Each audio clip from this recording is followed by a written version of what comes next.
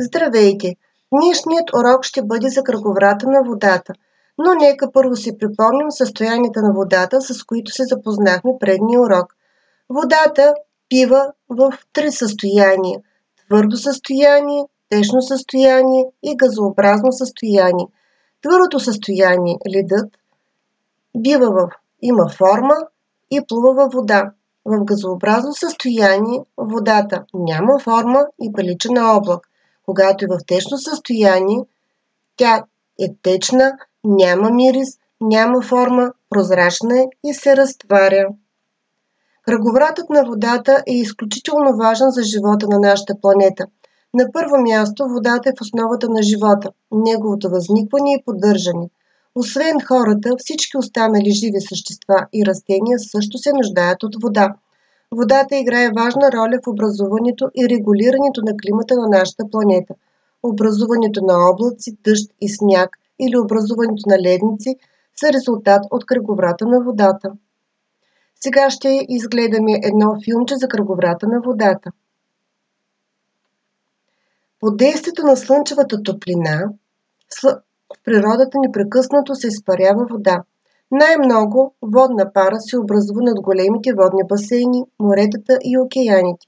Когато температурата на въздуха е по-висока, водата от облаците се връща на земята като дъжд. При ниски температури на въздуха, през зимата капчиците в облака замръзват под формата на малки и леки ледени кристали – снежинки. През лятото, когато облакът се стигне много бързо до места с по-студен въздух, капките в него замръзват и се слепват. Така се образуват големи и тежки ледени зърна. Така те падат на земята, преди да успеят да се стопят. Водата е жизненно важна за осигуряване на благополучието на всички форми на живот на земята.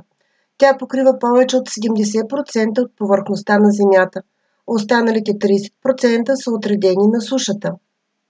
Но само около 2,5% от нея е прясна. За съжаление обаче, огромно количество от нея е заключено в ледниците и ледовете на Земята. 96,5% от количеството на водата на планетата е солена, намира се в океаните и в моретата и е неподходяща за пиене. Реално само около 1% от водата можем да използваме за нашите нужди. Не е никак много, нали? Нарастващото население и повишената нужда от вода за пиене, за промишлеността и за нужди на земеделието довеждат до недостиг на чиста вода в различни региони по света. Изменението на климата води до повишаване на температурата, до засушавания и промени на валежите. Неразумното използване на водата е друг фактор за безпокойство. Човешката дейност променя природните условия, което се отразява негативно върху качеството и количеството на водните ресурси. Най-големият резервоар за питейна вода са ледниците, но те бързо се топят. Тук е представена схема за анализ на изпаряването. Схемата следва следните въпроси. Кои са най-големите водосборни басейни? Какво се случва, когато слънцето нагрее водата? Къде се отправят изпаренията? Когато изпаренията стигнат горе, в какво се преобразуват? Как се освобождават облаците от преобразуваните пари? Какви валежи падат през зимата, а през лятото? Къде се събират падналите валежи? Замърсяването на водите е много важно, затова трябва да се отговорим на следните въпроси. По какъв начин допринасят хората за замърсяването на водите? Хората разумно ли използват водата? Какво се случва, когато ледниците се топят? Какво се случва, когато водата е замърсена? Как се отразява замърсяването на водата върху природата? Как се отразява замърсяването на водата върху животните, птиците и рибите?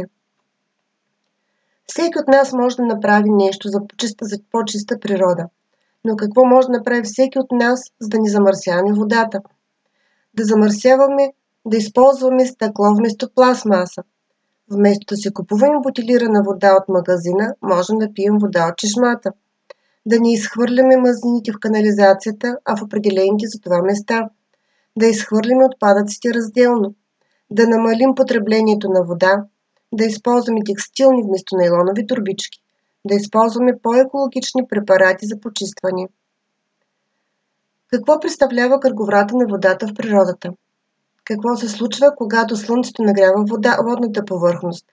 Какво се случва с изпаренията? Какви видове валежи има? Кой валеж кога се случва? Защо е важно да пазим водите чисти?